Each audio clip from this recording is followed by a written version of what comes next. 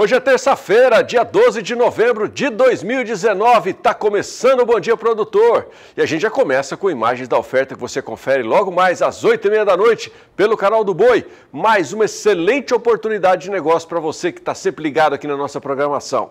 É o leilão virtual da Fazenda Jacamim, que vai ofertar 60 touros PO com realização da Ricardo Nicolau Leilões. Você está vendo, é só marreta, é só marruco desfilando aí na sua tela. Mais uma excelente oportunidade para você que deseja melhorar a genética, melhorar a qualidade do seu rebanho com animais da mais alta qualidade.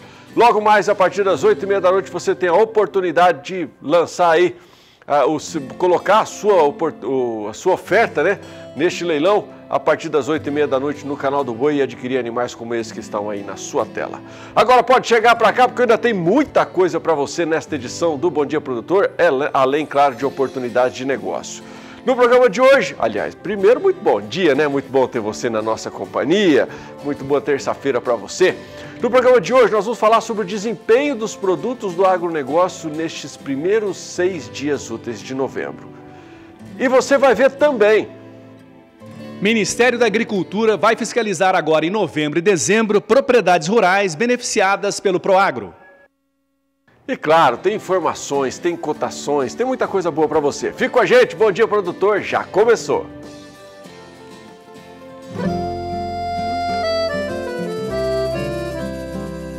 Acorda que o galo já cantou e o sol já vem fazer brotar mais um novo dia. Lenha no fogão, café pra esquentar e a bicharada no quintal. Bota pra molhar, tira leite no curral. Arreia o cavalo, tem gado pra campear.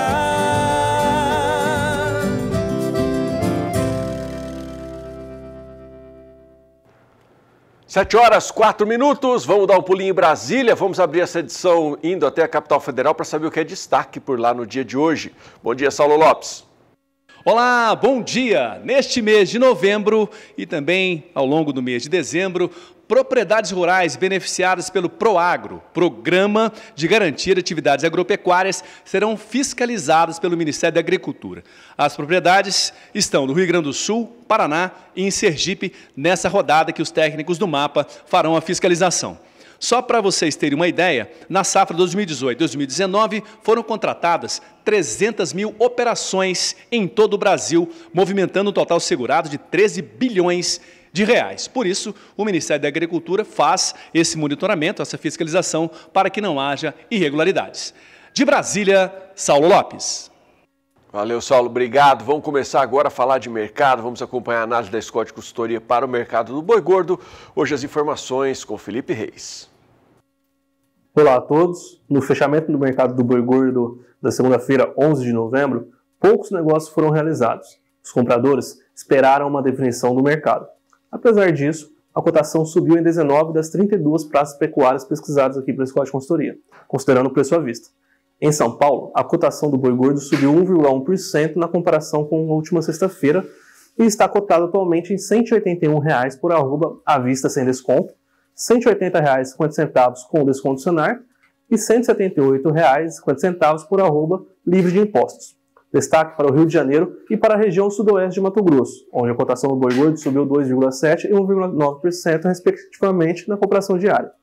Também merece atenção o sul de Goiás, onde a alta de preço foi de 5,8% desde o início do mês e 1,8% na comparação diária. O feriado nacional do dia 15 de novembro, na próxima sexta-feira, além de poder resultar em maior consumo no próximo fim de semana, diminuiu a janela de compra das indústrias, o que pode fazer com que os compradores saiam às compras com mais afinco já nos próximos dias, a fim de atender a demanda. Legal, vamos dar aquele tradicional giro que a gente dá todas as manhãs, então, passando por todas as regiões do país, ainda falando de cotação com boi gordo, ainda com a apuração da Scott Consultoria. E lembrando sempre que os preços que eu vou te falar agora são para uma boiada comum, à vista e livres de furo rural. Preços mínimos começando pela região sudeste, entrando aqui já no meu televisor e aí no seu também, São Paulo, Minas Gerais, Rio de Janeiro e Espírito Santo. No sudeste nós tivemos alta de R$ 2,00 em Barretos e Araçatuba no interior do estado de São Paulo, alta de R$1 no sul de Minas e no Espírito Santo e alta de 50 centavos no norte de Minas Gerais, além de R$ 4,50 de alta também no Rio de Janeiro. Entrando aí na sua tela, a região sul agora, que apresentou no fechamento de ontem, alta de R$ 3,00 no Paraná. Primeira tela do Centro-Oeste entrando já, destaque para Mato Grosso do Sul e Goiás, que apresentou alta de R$1 em Goiânia e Dourados aqui em Mato Grosso do Sul, alta de R$ 3,00 no sul de Goiás, alta de R$ 2,00 em Três Lagoas, aqui no interior do estado de Mato Grosso do Sul. Na segunda tela do Centro-Oeste, que dá ênfase para o estado de Mato Grosso, nós tivemos alta de R$ 2,00 no norte do estado. E alta também de R$1 no Sudeste e de R$ 3,00 no Sudoeste do estado. O Nordeste segue sem alterações, clima de estabilidade por lá no fechamento de ontem. Já na região norte, nós tivemos movimentações de alta de R$1 no Acre, Marabá e Paragominas, no Pará, e no norte do Tocantins. E alta de 50 centavos também no sul do Tocantins. Cotações do bezerro. Oferecimento Ceva. Juntos além da saúde animal. Mas você acompanha agora como fechou a cotação do bezerro Nelore ontem. A apuração também é da Scott Consultoria.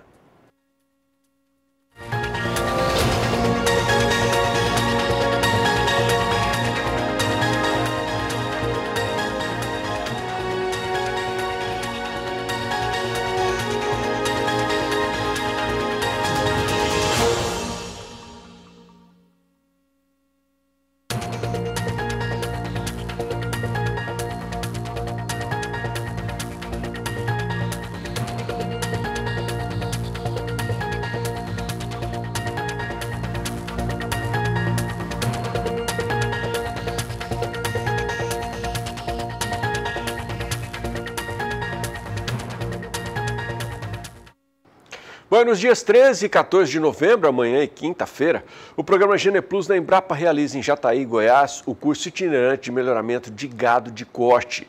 Vamos saber mais detalhes acompanhando a reportagem de Kylie Rodrigues.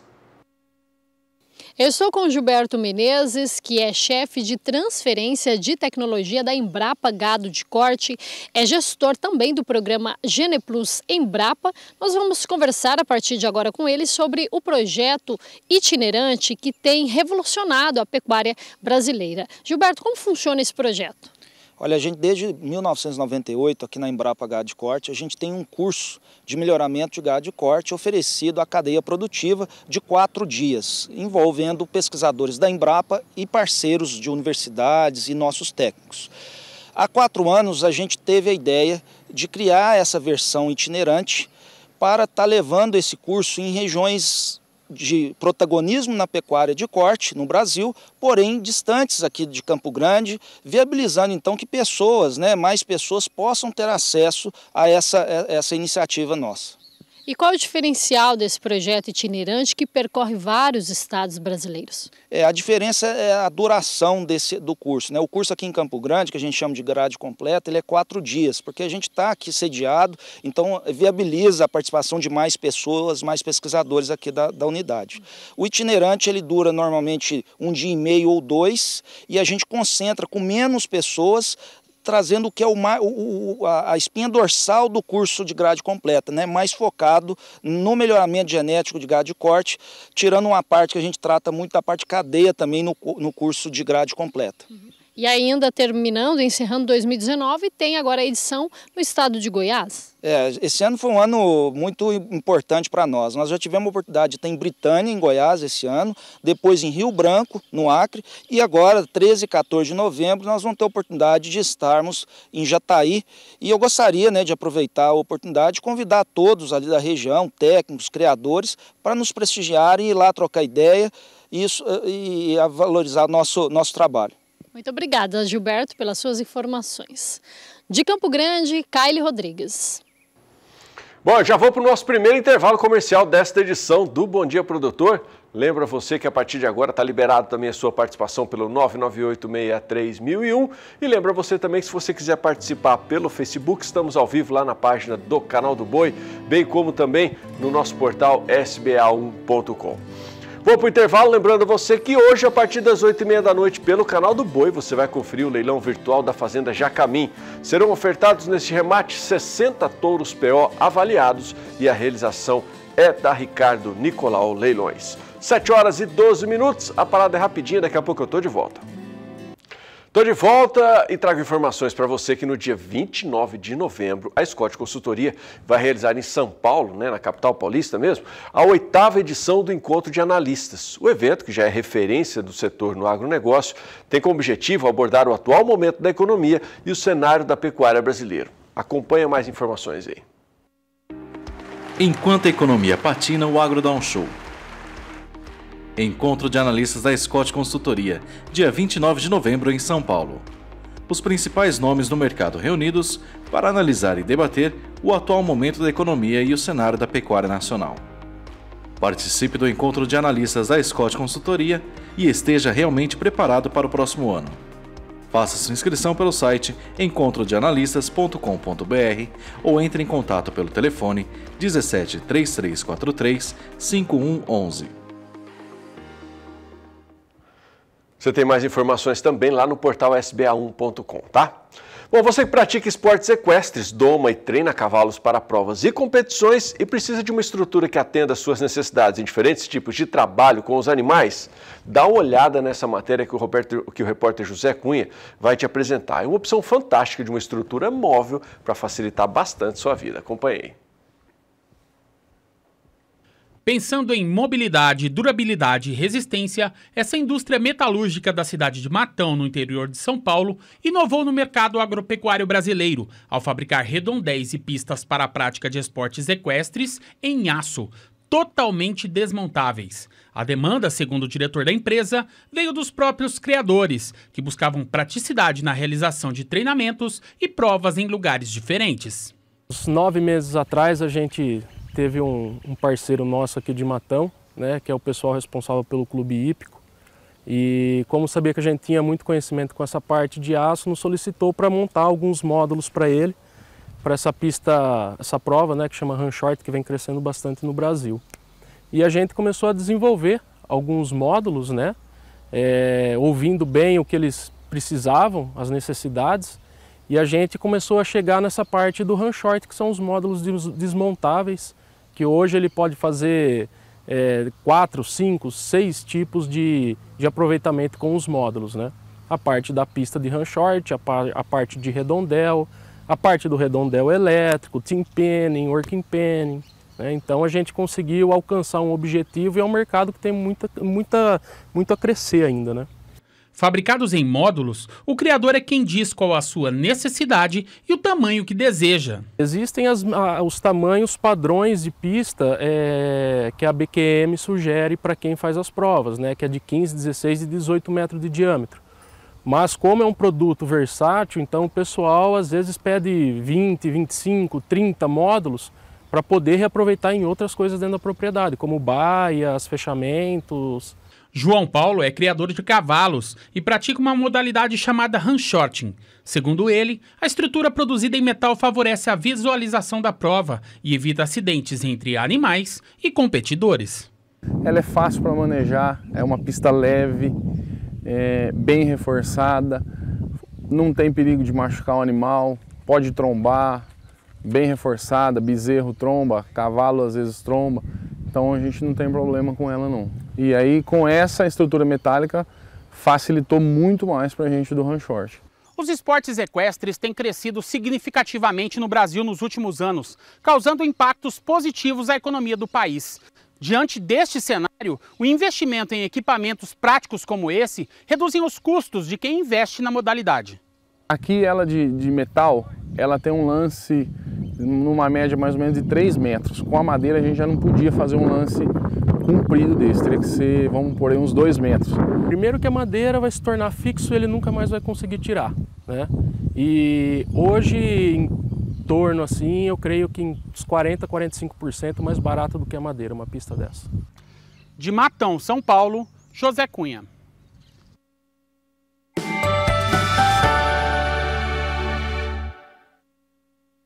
Bom, o Ministério da Indústria, Comércio Exterior e Serviços, o MDIC, divulgou ontem à tarde os dados da balança comercial brasileira.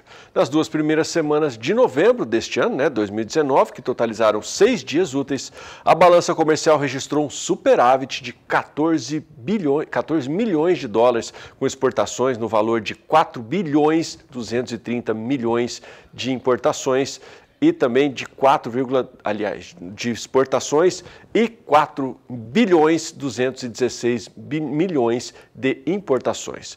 Nós vamos saber como se saíram os principais produtos do agro com a participação da analista de agronegócio, João Pedro Cuti Dias. Bom dia, João. Bom dia. Boi chegando acima de 180, o indicador CPEA. Milho, interior de São Paulo, Campinas, mais de R$ 43 o saco. Soja, Porto 89, ou seja, todos os principais produtos agropecuários do Brasil dependem basicamente das exportações. Por isso que são importantes esses números para que você, seja consumidor, seja produtor, tenha por base na avaliação do seu negócio. Vamos começar pela soja. A soja, nós estamos limpando os armazéns já estamos chegando, as exportações de soja, já se fala no mercado em 72 milhões de toneladas. Aí você coloca 44 milhões que são o consumo interno, dá mais de 116 milhões de toneladas, ou seja, a safra brasileira praticamente está toda ela comprometida na exportação. E com isso, o que acontece? Nós vamos chegar em janeiro varrendo os armazéns para arrumar grão de soja. Então, nesse momento, já descasou o preço no interior do Brasil em relação ao preço de exportação. Mesmo assim, nós estamos exportando quase 200 mil toneladas por dia, projetando 20 dias úteis no mês de novembro, nós estamos falando em 4 milhões de toneladas. Ou seja, aqueles 72 milhões que se falavam no começo, que era um número muito pouco provável de acontecer, já está quase feito já. Vamos pegar o próximo. Milho. O milho no porto, no free on board, em cima do navio FOB, você está falando em milho de $177, ou seja, pouco mais de $10 o saco de milho. Mesmo assim, você vê as exportações de milho andando, 209 mil toneladas por dia. Mesma coisa se projetar, o milho, nós deveremos chegar esse ano próximo a 40 milhões de toneladas. Você tem um consumo de 65 aqui no Brasil, mais 40, 105, já estão 5 a mais do que foi produzido, ou seja, nós estamos comendo o estoque que passou do ano passado para esse ano. Você vai ter um problema, o milho vai ficar muito dramático nos primeiros trimestres do ano que vem, em função de que vai haver um atraso no plantio da segunda safra, em função dos atrasos que houveram por falta de chuva, principalmente no centro-oeste brasileiro, que é o grande produtor de milho segunda safra. Então, o primeiro trimestre do ano que vem, os preços deverão estarem bastante dinâmicos, os preços de milho, em função de que o estoque, nós estamos consumindo já teoricamente o estoque de passagem do ano passado. Vamos lá? Suíno. Essa é uma surpresa que eu, pelo menos, pessoalmente, achava que nós ia estar chegando acima de 3 mil toneladas por dia. Não está conseguindo, não estamos chegando a 3 mil, não. 2.500 toneladas por dia. Isso projetando durante os 20 dias úteis, nós estamos falando de 50 mil toneladas. Mesmo esse volume, que não é tão grande como se esperava, foi suficiente para dar uma puxada nos preços do suíno no mercado interno brasileiro. E hoje o suinicultor é um dos setores que está ganhando dinheiro. É bom que aproveitem. O mercado de suíno é um mercado de ciclos, de altas e de baixas. Nesse momento, quando é possível, a relação de troca é favorável. Eu tenho um grande suinocultor aqui do estado, amigo nosso, que ele fala o seguinte: olha, quando o mercado está bom, o preço do suíno, o que eu faço? Eu estoco milho pelo menos para 6 meses. 6 meses é um ciclo na produção de suinocultura. Minha exportação de suíno está em 2.500. As 3 carnes, nós temos essa semana um ponto extremamente importante nessa semana, agora, a partir de amanhã. Amanhã começa a reunião dos BRICS, dos quadros Brasil, Rússia, Índia, China e África do Sul. Vai vir o Xi Jinping ao Brasil, o grande chefe da China. Há uma expectativa no mercado que a China habilite mais frigoríficos para exportação, tanto de carne suína, como de frango, como de bovino. Essa semana é uma grande semana importante para isso. Caso isso aconteça, tanto o suíno como o próximo, vamos mostrar o próximo aí. O frango tem chance de aumentar de forma significativa as exportações, já que a China precisa de carne, qualquer carne, seja suíno, frango e bovino. O Brasil tem poucos frigoríficos habilitados para a China e às vezes peca por causa disso aí. No mercado de frango também tem a questão da União Europeia, que a nossa ministra está brigando para que os 20 frigoríficos que foram desabilitados pela União Europeia voltem a serem habilitados e consigamos recuperar as exportações. O Brasil tem possibilidade tranquila de exportar 16 mil toneladas de frango por dia. Infelizmente, uma série de problemas, pressão de um lado, lobby do outro, não estamos conseguindo chegar nisso aqui. Vamos por último para a carne bovina. A carne bovina, o mês passado foi 7 mil quilos por dia. Hoje, esses primeiros dias úteis de novembro, nós estamos falando em 6.200 quilos. Diminuiu. Eu espero que durante ao longo do mês de novembro esse número melhore. Agora, uma coisa importante na carne bovina é o seguinte, o preço melhorou de forma significativa. Hoje nós estamos falando em carne bovina exportada, free on board, a $4.850 a tonelada. Só para ter um efeito de referência, 12 meses atrás, em novembro de 2018, essa mesma carne exportada pelo Brasil valia $3.800 por tonelada. Ou seja, se você pegar o preço de novembro do ano passado, em relação a esse ano, está 25% mais caro. O dólar, ontem, 4,14. Novembro de 2018, 3,70. Ou seja, tanto na questão cambial, tanto na questão do preço. Uma coisa que se pode argumentar é que talvez essa média que aumentou do preço da carne bovina exportada seja em função dos cortes. É bem provável que aconteça isso mesmo. Nós estamos aumentando as exportações para a China e Hong Kong responde por mais de 45% das importações de carne brasileira.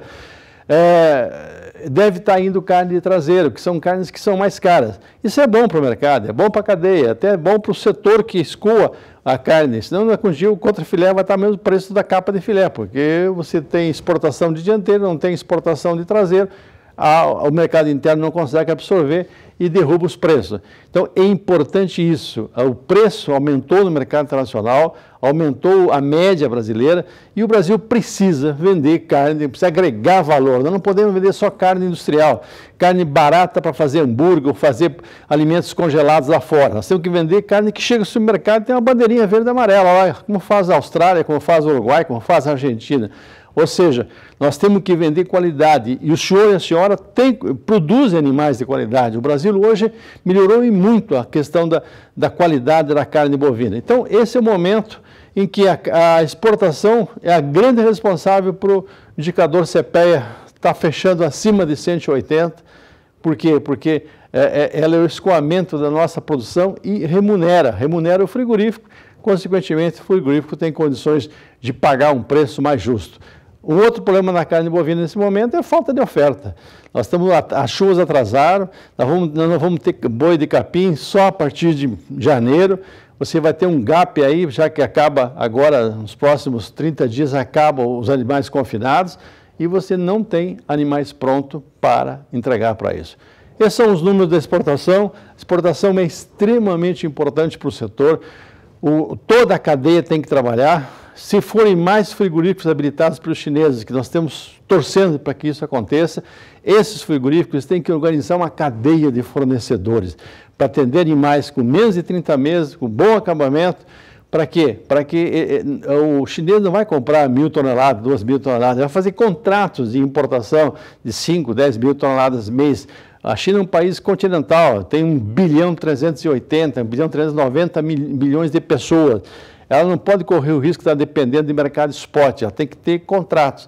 E o frigorífico vai ter que entregar boi ou vaca, de janeiro a dezembro. Então, nós temos que se organizar. Isso a gente não escuta falar. Escuta falar só que os frigoríficos estão torcendo para serem habilitados, etc. Mas a organização da cadeia para fornecimento ao longo dos 12 meses de animais padrão China, eu não escuto falar. É um problema que o setor tem que se organizar e resolver.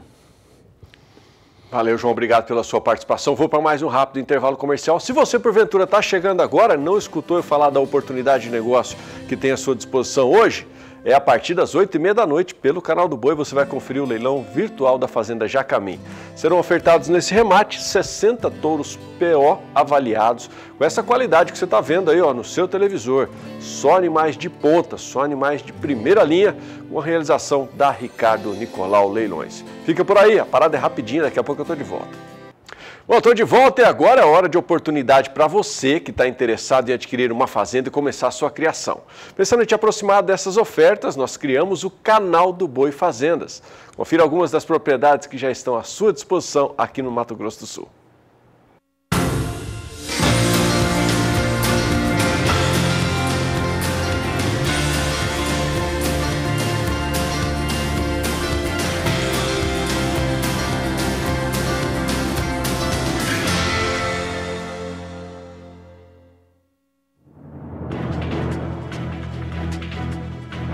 Oportunidade de negócio para você que deseja investir na aquisição de imóvel rural. Fazenda à venda com 12.000 hectares, localizada a 160 quilômetros de Rio Verde, no Mato Grosso do Sul.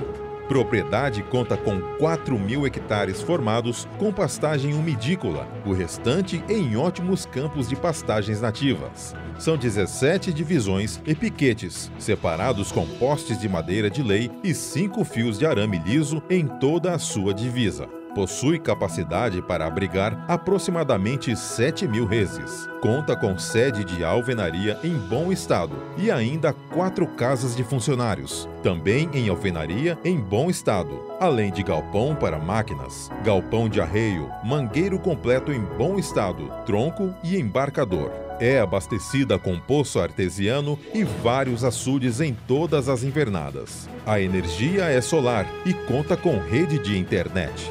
Para facilitar a logística, a fazenda dispõe de pista de pouso gramada com 800 metros de extensão, em ótimo estado, operando normalmente o ano todo.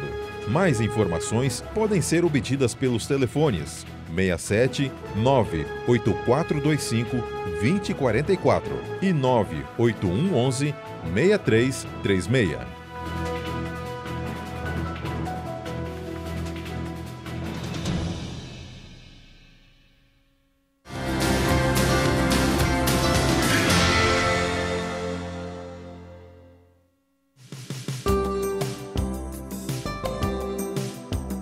Oportunidade de investimento na região norte de Mato Grosso do Sul.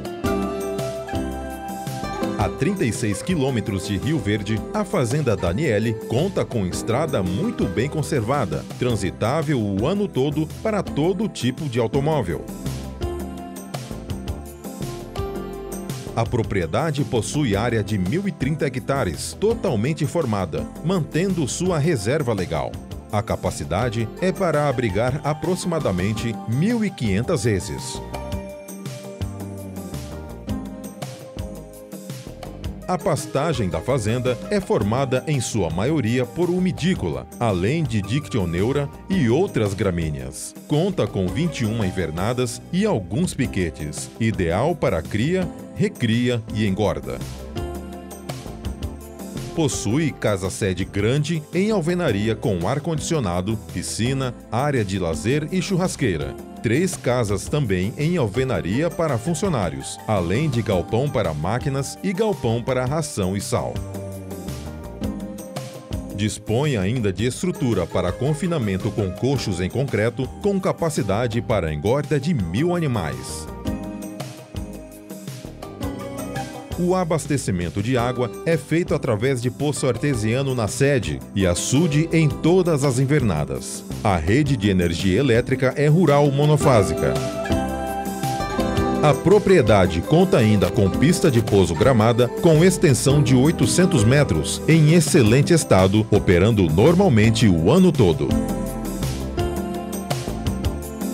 Mais informações podem ser obtidas pelos telefones 67 98425 2044 e 98111 6336.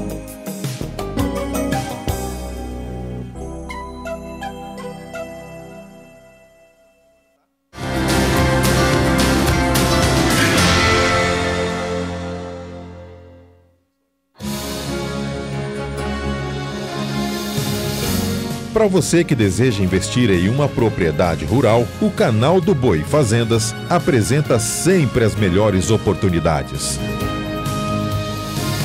Fazenda com área de 3.000 hectares, localizada a 130 quilômetros de Rio Verde, somente 12 quilômetros do aterro. Toda formada em pastagens umidícola, mantendo a reserva de mata legal. É dividida em 18 invernadas e piquetes, com capacidade para abrigar 4.000 reses. Em relação às benfeitorias, conta com 2 casas de funcionários, galpão de máquinas, mangueiro completo com tronco e embarcador. A propriedade é rica em águas. Conta com diversos açudes em todas as invernadas e poço artesiano atendendo à estrutura das casas, incluindo caixa d'água de aço com capacidade de armazenamento para 10.000 litros. A rede de energia elétrica é rural monofásica. Possui pista de aviação gramada com 800 metros de extensão. Mais informações podem ser obtidas pelos telefones 67 98425 2044 e 98111 6336.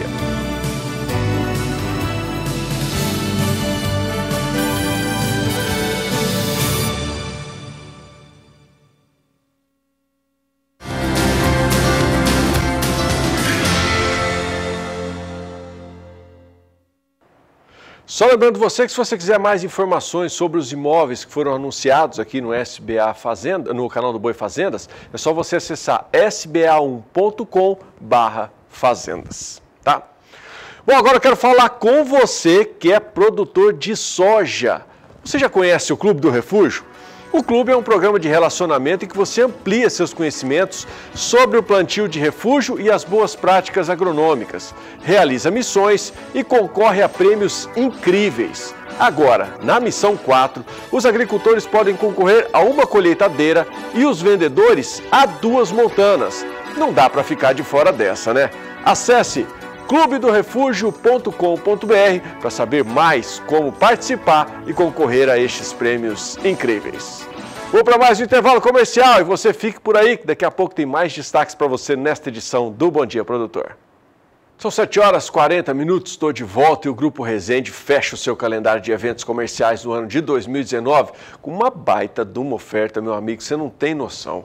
O Grupo Leilão Virtual vai ofertar aí 200 touros do Grupo Resende, que tem um time de reprodutores altamente selecionados sobre as mais rígidas condições e dentro dos critérios que norteiam a marca de 63 anos de seleção e que tem como grande cliente o próprio rebanho do Grupo Resende.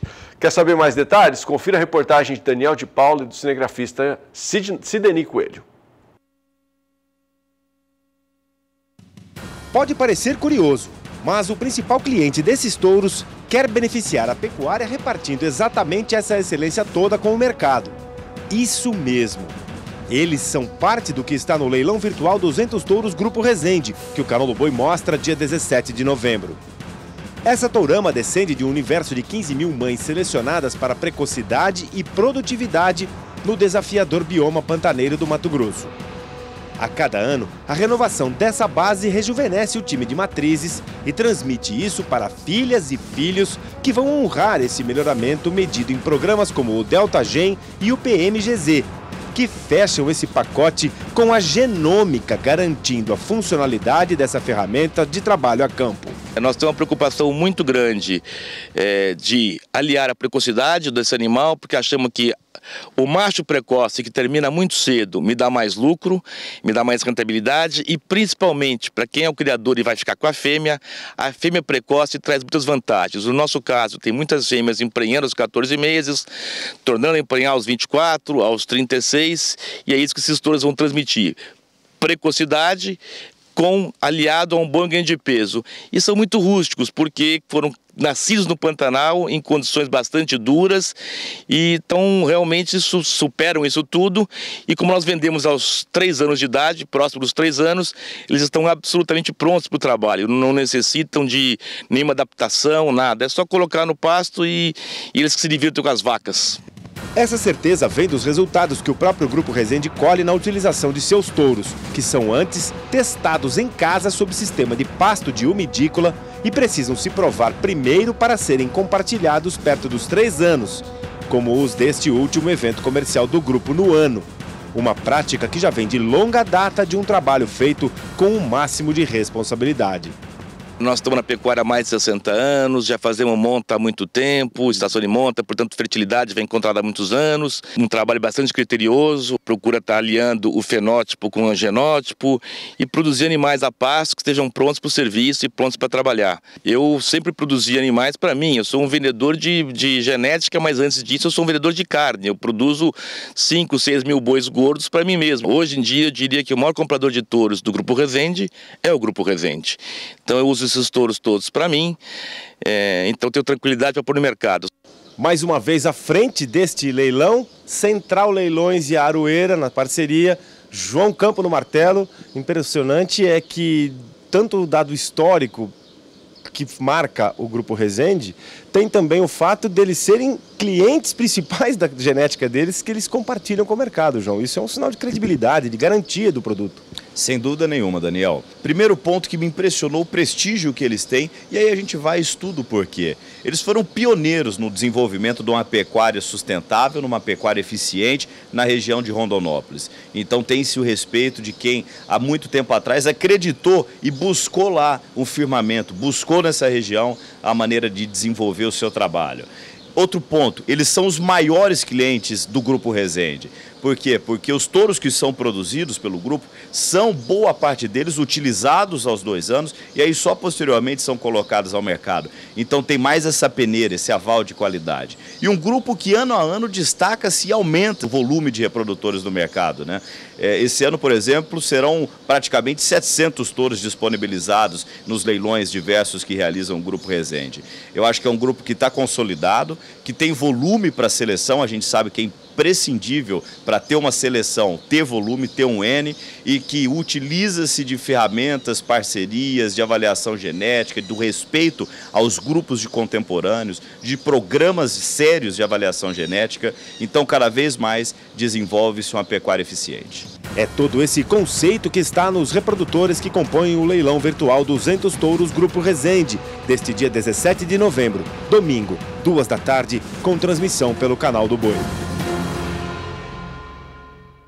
Bom, como você viu, o leilão virtual 200 touros do Grupo Resende vai ser uma co-realização da Central Leilões e da Aroeira Leilões. E reforço para você, será transmitido no domingo, dia 17, a partir das 2 horas da tarde, direto do estúdio da Central Leilões, em Araçatuba, aqui pelo Canal do Boi. E se sucessão familiar é um problema já conhecido, atualmente há outra dificuldade. O fazendeiro ainda não está familiarizado com a tecnologia digital na gestão dos negócios. Há quase 2 décadas atuando em consultoria para grandes empresas, o administrador Luiz Marcati conversou com Walter Polga Júnior na Bolsa Brasileira de Mercadorias sobre este assunto. Uma entrevista muito bacana, muito importante, que vale a pena você acompanhar. Nos últimos anos, tem sido alvo de discussão a sucessão familiar no agronegócio e nas empresas brasileiras e também a dificuldade de muitos produtores rurais com o novo mundo digital que agora entra no campo. Bom, um dos especialistas no país para tratar de assuntos como esse, está aqui ao meu lado, é o Luiz Marcati, CEO da Mesa Governança Corporativa. Obrigado por ter vindo, Luiz. Vamos falar um pouco sobre o problema que continua no Brasil, que é a dificuldade para a sucessão familiar. O homem do agronegócio, ele não se prepara para passar para os filhos a sua propriedade, a sua operação? É claro que nós vamos generalizar aqui, não é? Mas na grande maioria dos casos não se prepara. Não é? É um modelo de negócio que ainda está muito centralizado na mão do dono. E as principais decisões emanam dele, a visão de futuro emana dele. E é muito difícil, ele tendo esta visão centralizadora, conseguir construir um ambiente compartilhado ao seu redor. É um exercício, inclusive comportamental, pessoal, bastante grande, mas que requer uma certa estrutura para apoiá-lo nesse processo. Essa é uma característica típica do homem do agronegócio, em especial? Não, essa é uma característica típica do empresário brasileiro. O empresariado brasileiro, acredito eu, até pela nossa formação social, por sermos latinos, os latinos têm uma visão patrimonialista muito forte. Então, eu ser o dono do patrimônio, eu cuidar daquele patrimônio, muitas vezes assemelhando o patrimônio à família. Eu cuido do patrimônio como eu cuido da minha família. Então, isso faz dele um pai meio protetor e centralizador. Então, não é só no agronegócio, o empresariado brasileiro passa por isso em muitas outras indústrias. Durante os últimos anos, já 17 anos, prestando informações, orientação, consultoria para famílias de empresários, para empresários brasileiros, qual é a maior dificuldade quando nós temos que fazer a sucessão? Quando o proprietário da terra, por exemplo, da fazenda, deve passar para os filhos? Qual é a maior dificuldade? Quando você fala com o dono, com o fundador, e eu estou falando genericamente o dono, pode ser a dona também, né? Tá certo? Esta visão de centralização dá a ele o poder sobre as decisões. Então, com certeza, um dos maiores desafios que tem para esta pessoa é compartilhar poder. É dar autonomia a alguém que vai poder, junto com ele, tomar decisões, sendo que ele sempre tomou decisões sozinho. Então, esse realmente é um dos grandes desafios, é entender que alguém pode, junto com ele, tomar decisões que são relevantes para o negócio e para o patrimônio. Além disso, outro desafio muito presente é o fato de, como eu nasci pequenininho e construí um grande patrimônio, o melhor jeito de administrar o negócio, com certeza, é o meu. Mas o mundo mudou, né? O mundo mudou, mas não necessariamente as cabeças mudaram nesse sentido. É muito comum a gente ver, Puga, o empresário querendo para a sucessão dele um clone dele mesmo. Ou seja, um filho igualzinho a ele. Mas nem o filho mais velho que vive com ele 24 horas por dia vai ser igual a ele. Porque as gerações são diferentes, as cabeças são diferentes, as visões de futuro são diferentes. Então, o que o dono, o fundador, precisa entender que neste processo de sucessão não é apenas trocar uma pessoa por outra, é trocar um jeito de administrar por outro, que não necessariamente é pior porque não é igual ao dele. Às vezes muito mais atualizado e alinhado com as demandas atuais e futuras daquele negócio. Resumindo, produtor rural em especial, para quem nós falamos agora, deve ficar atento a essas mudanças. Sim. E prestar atenção na sucessão da sua propriedade. Caso contrário, pode ter dificuldades mais adiante. É fato, o agronegócio, a gente já vê isso ao longo dos anos, e nós na consultoria, e eu mesmo como conselheiro de administração já atuei em grupos que têm negócios ligados ao agro, a gente vê que há muitos anos a tecnologia está presente no mundo produtivo. Então ela está lá, ela está funcionando, seja no plantio, seja na criação, você tem uma série de recursos tecnológicos que ajudam a você melhorar a eficiência, a produtividade, isso tudo. De alguns anos para cá, a tecnologia também está chegando no ambiente de administração desse negócio. A gestão do dia a dia, a gestão financeira, a relação com os colaboradores, inclusive o próprio modelo de comercialização. Hoje é comum as pessoas estarem plugadas exatamente nos grandes canais de divulgação que me ajudam a definir preço, momento de venda, modelo de negociação e tudo mais. Falta chegar a esta visão mais com recursos profissionais no ambiente da governança, que é a da relação societária, que envolve o grande ambiente de decisão de qualquer organização. É a relação do dono, dos sócios e dos seus sucessores. Ou seja, saímos daquela fase, vamos dizer, eletromecânica, né? Onde o homem do campo moderno estava usando máquinas elétricas, né? Ou tratores, ou equipamentos mecânicos, e agora estamos na era digital. Os empresários do agronegócio têm dificuldade com o mundo digital? Eu acho que todo mundo que nasceu e foi criado num ambiente mais mecânico sempre leva um choque quando se defronta com o ambiente digital. É uma curva de aprendizado. Algumas pessoas têm mais facilidade para se abrir para o novo, outras têm mais dificuldade e resistência, porque tem mais segurança naquele jeito que eu sempre fiz, faço isso há 20, 30, 40 anos desse jeito. Então, existe sim uma dificuldade, principalmente a partir de determinada idade. Mas como nós todos temos que aprender a usar o celular, os recursos do celular, os aplicativos, tudo isso, nós não vamos fugir disso na alta administração da empresa.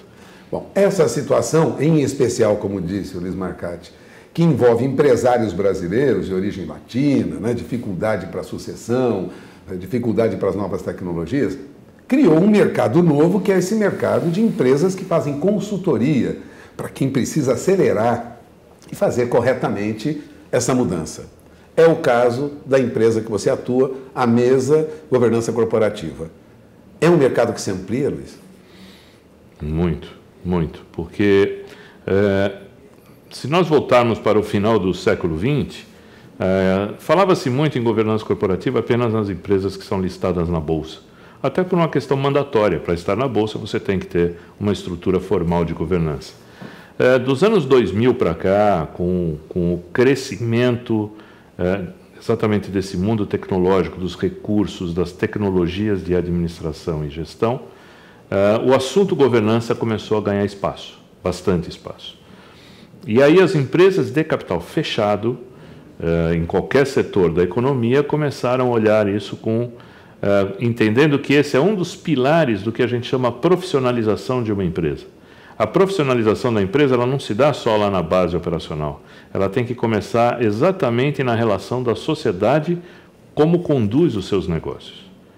E via de regra, esse tem sido o último passo da maioria, que é o que a gente encontra no agronegócio. Como eu falei há pouco, a tecnologia operacional já está embarcada, a tecnologia de administração chegando, a de comercialização já presente, mas novas formas de você administrar, olhar a sua empresa do ponto de vista da governança, ainda são muito, muito recentes e em muitas empresas carentes. Para os consultores, é um mercado que se abre? Sem dúvida alguma. Para os consultores e para quem está se preparando para ser conselheiro de administração.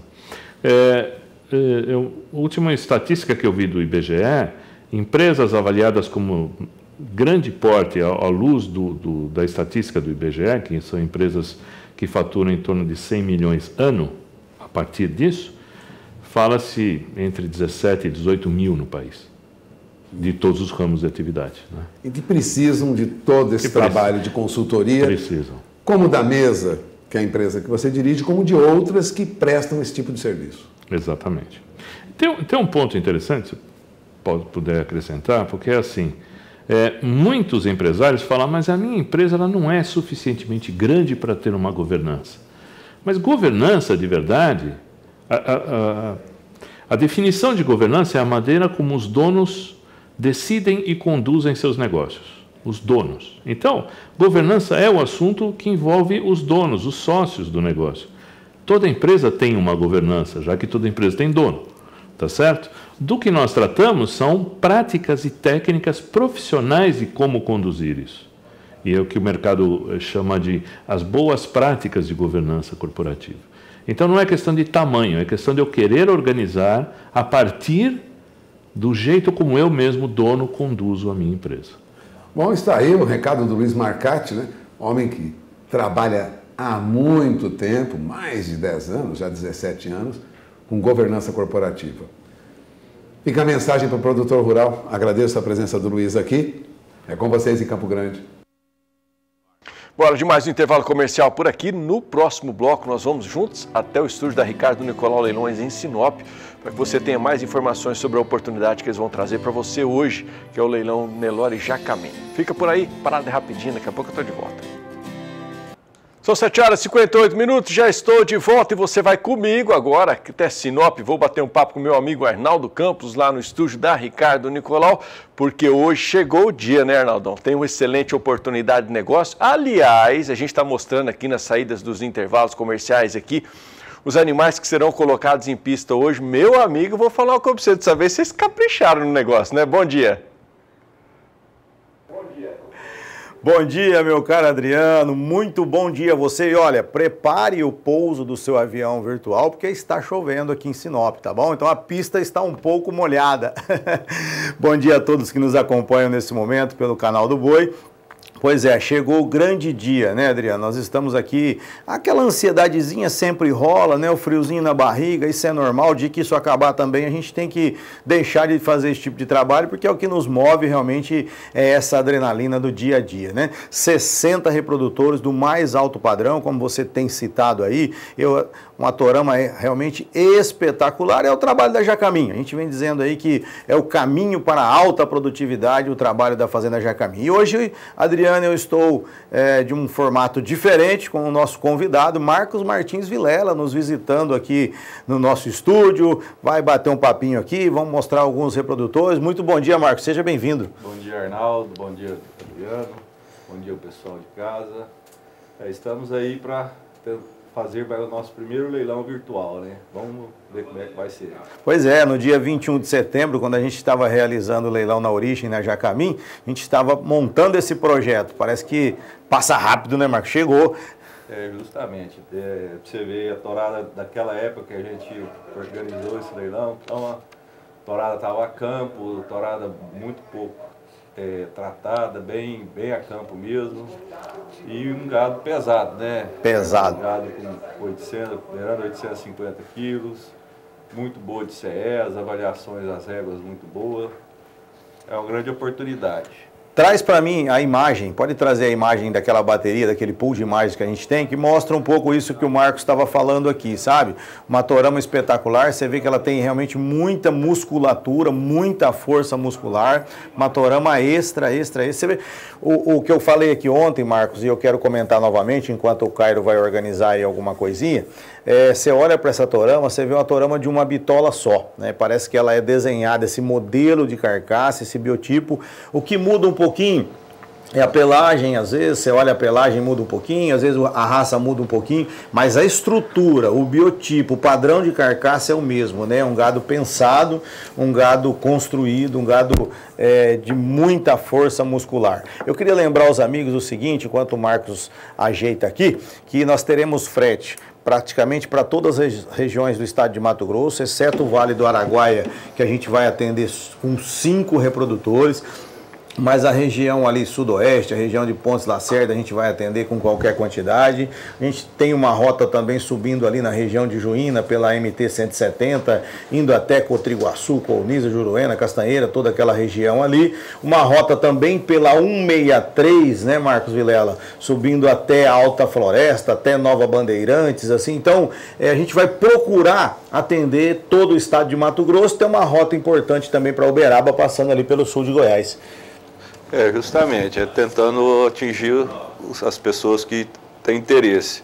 E alguém que tiver interesse e estiver fora da rota, que consulte a mesa operadora para ver se a gente tem condição de atender também, né? Pois é, a mesa operadora vai estar disponível ali, né? Traz para mim o lote 7, por favor, coloca o lote 7 para mim agora, eu quero mostrar alguns lotes individuais. Pode trazer o 7, viu, Marcos? Márcio, vamos trazer o neto do Macuni lá em Vaca Quark, e a Vaca Quark é simplesmente uma filha da 466, então vem aí um neto da 466, a 466 é Fajardo, e o Fajardo paleta de ouro também. Então, assim, esses pedigrees, Marcos, muito consistente. Acho que é isso que faz com que você tenha esse gado igualado, né, nessa bitola. Eu estava falando ontem, né, Arnaldo, a 466 foi a matriarca, a vaca que produziu o biotipo que a gente gosta, uma vaca produtiva, uma vaca que nunca falhou, a vaca e a mãe e vó de mais de 300, 400, nem sei te dizer, animais nasceu dentro da fazenda. É a mãe da 120, que é uma vaca que a gente quase vendeu ela esse ano, mas nós não conseguimos tirar ela do Marcos ainda, mas é a outra vaca também que é formadora do plantel do Marcos. Traz para mim o lote 10, vamos mostrar o lote 10 agora, pode trazer o 10 lá, vamos mostrar o 10, agora um filho do campeão na deputada, a deputada também é 466, tá aí, ó, mais um neto da 466. Ô Marcos, você tem algumas conversas nossas, você me falou também que você tem gostado muito das filhas do campeão, né? Muito leiteira, né? O campeão da linhagem Lengruber lá, né? Das que põe mais leite, né? Um boi, as filhas deles são muito leiteiras, nem por isso deixam de ser férteis. Então isso aí é touro para fazer fêmea para ficar na fazenda. É touro que vai colocar muito leite e muita raça, né? Um boi de batoque muito grosso, garupa, muita carne na garupa e é um animal para fazer fêmea, fazer macho também, para fazer fêmea para ficar na fazenda. E você falou que as vacas são leiteiras e férteis, e a gente vê isso na avaliação aqui, ó, que você olha que ela é DECA1 para leite e ela é DECA1 para acabamento também, que está ligada a essa parte de fertilidade, né? DECA1 para escrotal, então você vê que está bem equilibrado aí os números do campeão. Ô Marcos, aproveita então, vamos fechar, vamos reforçar o convite hoje à noite pelo canal do Boi, estaremos juntos aqui, pode reforçar o convite. É hoje, né? Chegou o dia, nosso primeiro leilão virtual, hoje às 19 horas. Queria convidar a todos para estar participando com a gente. A torama está muito boa, torama pesada, pedigree, tudo boi de pedigree bom, filhos de campeão, netos de backup, filhos de Sherlock, só touros produtivos. Queria convidar a todos hoje às 19 horas para estar participando com a gente aqui no leilão virtual pelo canal do Boi. É isso aí, você que está nos acompanhando de casa, ficou o recado do Marcos aí, lembrando mais uma vez então, 20 horas horário de Brasília, 19 horas horário de Mato Grosso, uma torama de pedigree muito forte, muito bem avaliada por 2 programas de avaliação e como eu tenho dito aqui, com a chancela sempre do Nelore Jacamim, o caminho para a alta produtividade. Mais informações? Visite o site, veja o catálogo com todas as informações de todos os lotes, ok? Adriano, forte abraço a você, muito bom dia e bom trabalho por aí.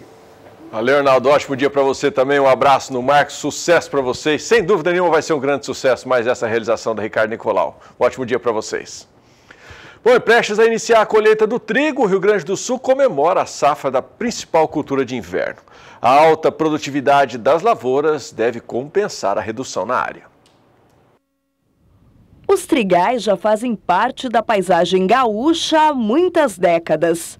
Mas a tradição de usar o trigo como cultura de inverno se perdeu no tempo. E o que se viu ao longo dos anos foram reduções significativas de área. Mas apesar dos altos e baixos no preço e os riscos por causa do clima, os produtores que continuaram investindo no cereal viram a produtividade aumentar 4 vezes. Importante cultura dentro do sistema produtivo brasileiro, o trigo tem obtido grande evolução genética. E embora a área tenha reduzido, a produtividade cresceu significativamente. Saltou de 11 sacas por hectare na década de 70 para uma média de 53 sacas por hectare em 2016. A cultura do trigo, principalmente produzida na região subtropical, ela tem uma série de desafios que o clima já traz para ela. E justamente esses desafios fizeram com que o programa de melhoramento fosse forte. Ele teve que se virar dentro desse ambiente. Então, produzir trigo dentro do Rio Grande do Sul, na região fria do Brasil, sempre teve alguns empecilhos.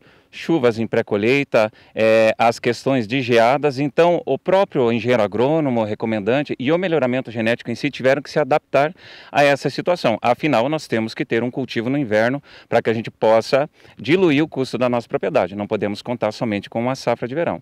É o que tem feito a Biotrigo, com sede em Passo Fundo, no Rio Grande do Sul. A empresa desenvolve cultivares de trigo por meio de um programa de melhoramento genético, com mais de 2 décadas de atuação no mercado brasileiro e em países do Mercosul. Então, o programa de melhoramento, em termos mundiais, ele teve alguns movimentos importantes. A introdução do gene de nanismo, por exemplo, no trigo, fez com que a cultura pudesse ser fertilizada, porque o trigo era uma cultura de porte alto e ela teve o porte reduzido. Mas nós estamos vivendo hoje um movimento diferente dentro do melhoramento. Por exemplo, a introdução da genética francesa no Brasil é um movimento muito recente. A primeira cultivar com genética francesa lançada no país foi trazida em 2014 comercialmente. Então, o agricultor e os recomendantes, eles vêm colhendo um pouco dos frutos que o melhoramento genético tem trazido. E eu diria para vocês que, em termos de troca de germoplasma, a gente tem conseguido acessar a genética de vários países, trazido para a nossa plataforma, para daí trazer todos esses benefícios que os melhoramentos que estão fora do Brasil também conseguiram alcançar. Então, é um conjunto de fatores, diria um bom manejo, um bom solo, mas uma genética adequada com todo esse esforço que o programa de melhoramento vem trazendo para que o agricultor brasileiro consiga cultivar trigo e que tenha lucro com essa cultura durante o inverno. Além da genética, em anos de clima bom, a sanidade das lavouras é outro ponto positivo na safra gaúcha. A safra de trigo aqui no Rio Grande do Sul, ela foi caracterizada inicialmente aqui no Noroeste Gaúcho, até teve um atraso no plantio por causa de umas chuvas intensas, né? E depois um período de estiagem, que em algumas regiões aparentemente parecia ter comprometido um pouquinho mais o rendimento, mas aí depois nós tivemos o reestabelecimento das chuvas, principalmente mais aí pensando em Planalto Central, região de Vacaria, né?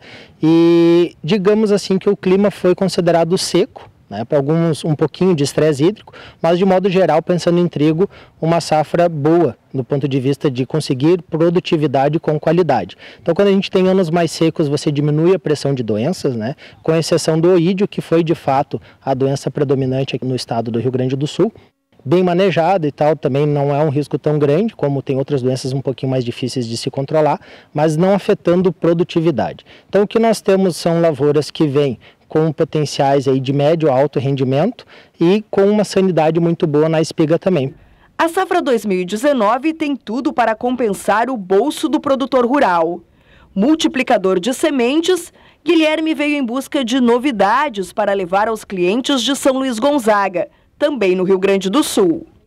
Hoje a gente, como multiplicador e produtor de sementes, a gente veio acompanhar aí as novidades, né, as cultivares as quais a Biotrigo aí, líder de mercado, vem trazendo para nós. E com certeza sim para o posicionamento, né, para o nosso produtor hoje ter o melhor resultado em relação às cultivares, seja na parte aí de manejo em relação a todo aspecto de doença e assim como também questão de qualidade e principalmente a questão de rentabilidade. Os 740 mil hectares têm bom potencial produtivo e devem superar as 50 sacas por hectare. Enquanto programa de melhoramento, nós temos atacado algumas frentes. A primeira delas é a questão da qualidade industrial, porque o agricultor ele não pode somente colher pensando em quilos por hectare, mas o que eu vou fazer com esse grão? Que mercado eu vou atender com esse grão que eu estou produzindo? Então hoje a Biotrigo Genética ela tem um enfoque e um departamento que trabalha diretamente com os moinhos. E nós entendemos que o programa de melhoramento ele tem que mediar essas diferentes demandas, porque o agricultor ele quer rendimento, ele está correto, é o que paga a conta, mas ele também tem que atender essas demandas da indústria. Nós temos alguns exemplos, por exemplo, uma cultivar nossa que inclusive é filha desse primeiro francês introduzido, se chama Audaz, é um material que hoje tem classificação grupo 1 na Argentina, ou seja, a Argentina é reconhecida como um trigo de alta qualidade, mas nós já estamos vendo a genética brasileira permeando nesses mercados. Isso tem um significado bastante importante. Significa que também na região fria, aqui no Rio Grande do Sul, nós vamos fazer trigos de alta qualidade que vão ser reconhecidos tão quanto os trigos argentinos e aí com a facilidade da logística. Por isso, hoje eu tive a felicidade de ouvir de um moinho durante o evento que ele disse, olha, nós estamos moendo 100% de trigo nacional. E isso é um grande avanço e também uma segurança para que o agricultor aposte mais na cultura do trigo, porque segurança agronômica estamos trazendo, produtividade sim, mas que ele tenha certeza que ele vai vender um grão de qualidade. Legal, vou para mais uma paradinha, mas no próximo bloco nós vamos até São Paulo, vamos até a Bolsa Brasileira de Mercadorias, saber sobre as primeiras movimentações do mercado financeiro nesta terça-feira. Ontem parece que o efeito Lula deu uma dissipada, a Bolsa voltou a operar em alta e o dólar deu uma leve recuada. Mas daqui a pouco o Walter Puga Júnior nos atualiza aí sobre a movimentação do mercado financeiro. Fique por aí, eu volto já. 8h14, é hora da gente abrir espaço aqui na programação do Bom Dia Produtor para trazer informações importantes para você sobre soluções em máquinas e pastagens desta grande empresa parceira aqui do SBA, que é a Germipasto. Bom dia, meu amigo Guilherme Beretta, você escutou a gente falar agora há pouco com o Arnaldo Campos lá no Mato Grosso, você viu que lá também está chovendo, aqui a previsão é de muita chuva ainda, está na hora de botar a mão na massa para reformar pasto, né? Olá, Adriano, bom dia a você, bom dia a todos que nos acompanham. É isso mesmo, viu, Adriano? Chegou o momento, nós estamos aí no mês de novembro, um mês que reúne, eu gosto muito de novembro porque ele reúne os 3 fatores para que a planta tenha um bom desenvolvimento e a germinação. A luminosidade, o calor e também as chuvas que já estão ocorrendo. Nós vimos agora lá em Sinop o Arnaldo falando sobre a ocorrência de algumas regiões já normalizando a chuva e agora é o momento de você fazer definitivamente o plantio da sua semente de pastagem. Olha, para fazer o plantio, a Germipasto desde 2012 conta com um equipamento, né, inclusive de fabricação própria, de comercialização da Germipasto, que são as VDTECs. São semeadoras elétricas, né, máquinas específicas para atender a produtores para fazer a distribuição de semente de pastagem. Máquinas elétricas que você pode acoplá-la tanto na dianteira como também na traseira do trator. Essa facilidade foi feita propositalmente porque dessa forma nós conseguimos colocar um segundo equipamento fazendo a incorporação da semente de pastagem. Então, o legal dessa história é que no mesmo trator, nós estamos vendo aí nas imagens, né, o mesmo trator nós conseguimos fazer a semeadura e a incorporação em uma única operação. Além da economia, viu, Adriano, a questão da janela de plantio. Quantas vezes a gente se deparou em sistemas tradicionais, um primeiro trator fazendo a semeadura, e nós sabemos que o trator que faz a semeadura das máquinas tradicionais anda bem mais rápido que um trator que faz a incorporação, e muitas vezes ficava aquele espaço entre um e outro, né? E ocorrendo muitas vezes de ter chuva nesse período, nesse espaço, e aí o produtor fazia a pergunta: será que eu incorporo? Já choveu em cima da semente, a semente está lá descoberta, será que eu incorporo? Será que eu não incorporo? E muitas vezes em certas situações a formação não ficava bem feita justamente por esse fator. Com a VDTEC isso não acontece, porque como eu já disse, o serviço é feito simultaneamente, no caso a VDTEC semeando e a grade fazendo a incorporação das sementes. O tratorista seu que é justamente a pessoa que vai gostar muito desse sistema, porque ele sabe que à medida que ele vai passando naquele pedaço, né, aqueles 5, 6, 7 metros, 4 metros de largura, ele sabe que ele não volta mais, as sementes já estão acondicionadas, esperando justamente a chuva para iniciar o processo de germinação. Uma máquina muito precisa também, porque ela calibra desde pequenas quantidades, então você, produtor rural, que já tem costume em trabalhar com sementes puras, que utiliza aí 1, 2, 3 quilos por hectare, a VDTEC regula para essa pequena quantidade de sementes. E o inverso também é verdadeiro. Para você que trabalha com sementes mais sujas, né, sementes com pureza menores, ela também regula até 30 quilos por hectare. Então, a máquina que atende a diversos segmentos, a diversas exigências de pecuaristas e agricultores, afinal, é uma máquina que a Germipasto pensou com muito carinho para você, amigo produtor rural. Olha, quem aproveitou a oportunidade foi o seu Salvini Sawaia, um produtor rural lá do estado do Maranhão, inclusive um dos grandes criatórios de búfalo no país, utilizou a VDTEC e, é claro, colhe bons resultados.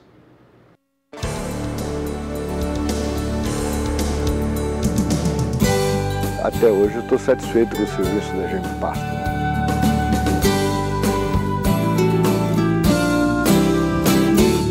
Nós já usamos a VDTEC há 2 ou 3 anos e para nós é insubstituível. Para nós é uma tecnologia que a gente não tem conhecimento. Eu conheço o mundo. Esse ano passado eu estive na Austrália, Estados Unidos com uma certa frequência, estive na China agora. A gente conhece o mundo e essa tecnologia da VDTEC me parece que não tem igual. Eu não conheço, não tive a oportunidade de ver.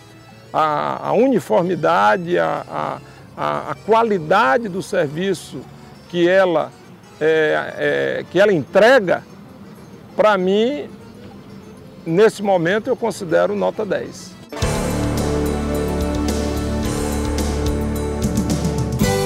Até hoje eu estou satisfeito com o serviço da Germipasto.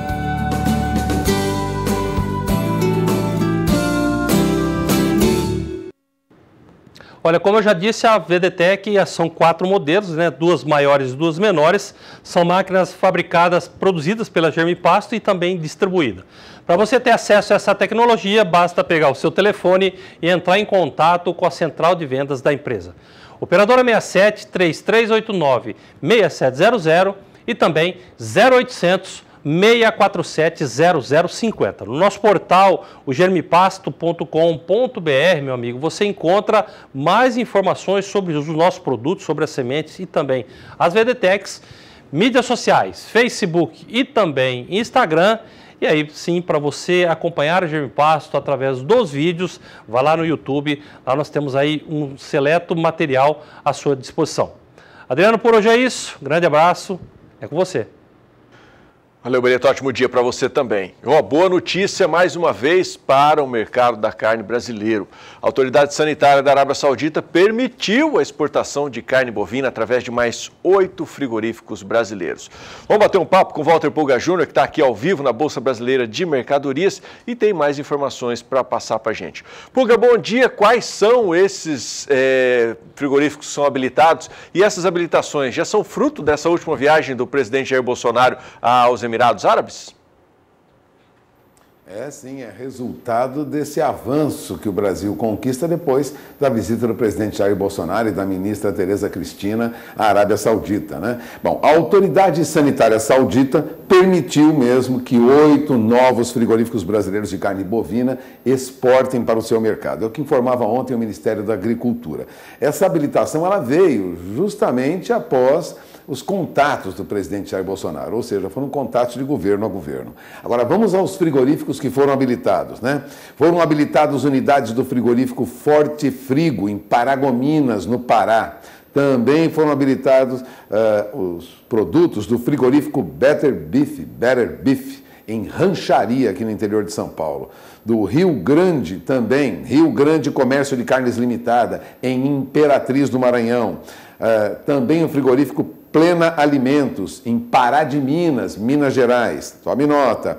Também Indústria e Comércio de Alimentos Supremo, em Ibirité, Minas Gerais. Frigol, de São Félix do Xingu, no Pará. O Maxi Beef Alimentos do Brasil, em Carlos Chagas, também em Minas Gerais. E Distribui Indústria, Comércio e Transporte de Carne Bovina de Ji-Paraná, em Rondônia. Portanto, temos aí os 8 frigoríficos que foram liberados pelos sauditas. Em 2018, para se ter uma ideia, a exportação de produto agropecuário para a Arábia Saudita pelo Brasil rendeu aí 1 bilhão e 700 milhões de dólares, sendo que nós vendemos 2 milhões e 900 mil toneladas no total para os sauditas. É um mercado que cresce rapidamente. No caso da carne bovina, as vendas renderam 143 milhões de dólares para o Brasil, mas é muito pouco ainda, é 2,4% de um total de 6 bilhões e 600 milhões de dólares, dados da Associação Brasileira da Indústria Exportadora de Carne, né, entidade que representa os exportadores. Agora, esses 8 frigoríficos estão autorizados a exportar carne bovina. No entanto, boa parte das nossas exportações é relativa à exportação de frango, né? De carne de frango. Significam aí, carne de frango, 47,4% do valor total das exportações brasileiras para os sauditas. Agora, a Arábia Saudita não compra só isso não, viu? Compra açúcar, também compra açúcar refinado, compra café solúvel, café em grão, compra soja, tanto grão em grão como farelo, compra milho também, ou seja, a Arábia Saudita é um cliente importante para o Brasil e a liberação desses 8 frigoríficos, 8 novos frigoríficos que são habilitados a exportar para a Arábia Saudita, sinalizam aí vamos dizer assim, um contato positivo, né? Que no início do governo de Jair Bolsonaro teria tido alguma rusga, né? Em função daquela decisão. Vamos lembrar que o presidente Jair Bolsonaro anunciou que mudaria a nossa embaixada de Tel Aviv para Jerusalém. Isso, a princípio, causou algum constrangimento para os árabes que têm bons negócios para o Brasil. O presidente Jair Bolsonaro, nesta viagem, corrigiu toda essa situação, reconsiderou algumas posições em relação a Israel e os negócios saem para o Brasil. Isso é um sinal positivo, né? Sinal de bom senso. O governo, às vezes, implementa alguma ideia ou lança alguma ideia e sente que não é bom para a economia brasileira, não é bom para os brasileiros e recua delicadamente. Com isso, vai conseguindo também avançar nas negociações. É um bom sinal, viu, Adriano? É com você. Bom, bom sinal também foi dado ontem pelo mercado, né, Pulga? As bolsas voltaram, a bolsa, aliás, voltou a operar acima de 108 mil pontos, o dólar recuou um pouquinho, está se dissipando esse efeito Lula? Qual que é a expectativa para o dia de hoje? Está mesmo, viu? Você tocou numa questão fundamental. A princípio, assim que ocorreu a libertação por decisão judicial do ex-presidente Luiz Inácio Lula da Silva, o mercado ficou, vamos dizer assim, quando eu falo mercado, os operadores do mercado, os investidores ficaram cautelosos, né, em função da reação que isso poderia causar no país. Mas o fato é que o efeito Lula influenciou até, vamos dizer assim, criar essa cautela. Daí para frente, o mercado vai se ajustando. O dólar ontem teve a maior queda em 2 semanas frente ao real. Também pudera, né? Depois de atingir os valores mais altos recentemente, altas acentuadas, o dólar teve nesta segunda-feira a maior queda em 2 semanas frente ao real, o mercado realizando aí parte daquele lucro que foi obtido na semana passada, né? Quando nós tivemos a maior alta semanal para o dólar em 14 meses. Ou seja, quem ganhou dinheiro com a alta do dólar ontem começou a realizar lucro, como se diz no jargão do mercado. O real, aliás, esteve entre as moedas de melhor desempenho ontem nos pregões, né, em sintonia com a correção que foi vista em outros mercados brasileiros também. O índice Bovespa veio em alta e os juros futuros em queda. Vale lembrar que o dólar fechou a R$ 4,14 mais 20, teve uma queda de 0,61%. É a mais forte desvalorização percentual desde o dia 25 de outubro, quando o dólar recuou 0,88%. Agora, vale lembrar mesmo, né, que nós tivemos uma supervalorização na semana passada, né? A cotação havia acumulado uma alta de 4,39% até a última sexta-feira. Ontem já começa a reverter esse quadro. Agora, o que acontece no mercado de ações é um pouco diferente, né? E o mercado de ações não tem atividade que atenta apenas para os fatos internos do país, mas principalmente para o que acontece lá fora. E o que acontece lá fora é que o índice Xangai, da Bolsa Chinesa de Xangai, termina em alta antes do discurso do presidente Donald Trump sobre o comércio, né? As ações negociadas em Xangai terminaram em alta nesta terça-feira, antes de um discurso do presidente dos Estados Unidos, Donald Trump, no Clube Econômico de Nova York, que pode, a princípio, oferecer aí sinalizações, né, pistas sobre a probabilidade de um acordo comercial com a China. De olho nisso, o mercado operava aí com avanço, né? A visão é positiva, né? Acreditam mesmo nesse acordo fase 1 entre China e Estados Unidos. A Bolsa de Tóquio avançou 0,81%, a Bolsa de Hong Kong subiu mais de 0,5%, então na Ásia temos aí ventos positivos, né? O índice Xangai Composto da Bolsa de Xangai ganhou 0,17%, o índice Kospi da Bolsa de Seul também veio em alta e a perspectiva é que isso traga também movimento positivo para as demais bolsas no mundo. Ontem nós já tivemos uma reversão, né? O índice Bovespa vinha em queda, tinha uma movimentação em baixa. Vamos ao painel aqui, eu gostaria de ver o gráfico do índice Bovespa. Nosso diretor de TV coloca para você aqui, para que eu acompanhe, o nosso índice Bovespa, que nós tivemos aí uma recuperação. Chegou a esboçar uma queda, veio no movimento de baixa logo no começo do pregão ontem, mas no final subiu 0,69%, foi aos 108.367 pontos. Ou seja, tivemos uma recuperação na Bolsa depois daquela baixa. O mercado estava cauteloso, como eu disse agora há pouco, veio até a faixa dos 107 mil pontos. Preocupante? Nem tanto, porque a recuperação veio rápido, ou seja, o efeito Lula e algumas dúvidas na área política foram dissipadas ontem durante o dia. Então o índice Bovespa voltou a subir novamente, vou repetir, alta de 0,69% aos 108.367 pontos. Agora, vale lembrar que contribuiu para essa alta aí as ações da Petrobras, né, que subiram 0,70% no caso da ações ordinárias, e as preferenciais subiram quase 1,5%. Então tivemos alta para os papéis da Petrobras ontem. Agora, tome nota, no agronegócio, alta para os papéis de frigoríficos. JBS ontem teve alta de 0,80%. Marfrig, que divulga os resultados e hoje ocupa espaço no noticiário, subiu mais, subiu 1,72%. E a Brasil Foods registrou uma alta de 0,64%. Ou seja, tivemos aí uma movimentação positiva para os papéis de frigoríficos. Isso contribuiu aí também para essa recuperação do nosso índice Bovespa. Não tem o mesmo peso de uma Petrobras, e quando sobe, puxa o índice mesmo para cima, né? Alavanca o índice. Mas contribuiu também para essa alta do índice Bovespa. É esperar agora uma acomodação no mercado de câmbio e aguardar a retomada dos 109 mil pontos no índice Bovespa. É o que se espera para hoje, Adriano. É com você. Valeu, Puga. Obrigado pela sua participação. Vamos aguardar aí, como você diz, de olho na informação, as cenas dos próximos capítulos dessa novela. Obrigado, um ótimo dia para você.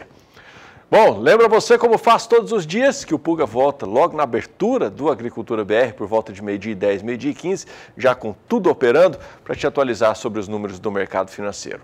No mais, eu só tenho a agradecer demais a sua audiência, o carinho da sua companhia mais uma vez, amanhecendo o dia aqui na nossa companhia. E dizer que amanhã, a partir das 7 horas da manhã, a gente está junto em mais uma edição do Bom Dia Produtor. Mais informações sobre o agronegócio e sobre a programação do SBA, você tem acessando sba1.com. Uma excelente terça-feira para você. Até amanhã. Tchau, tchau.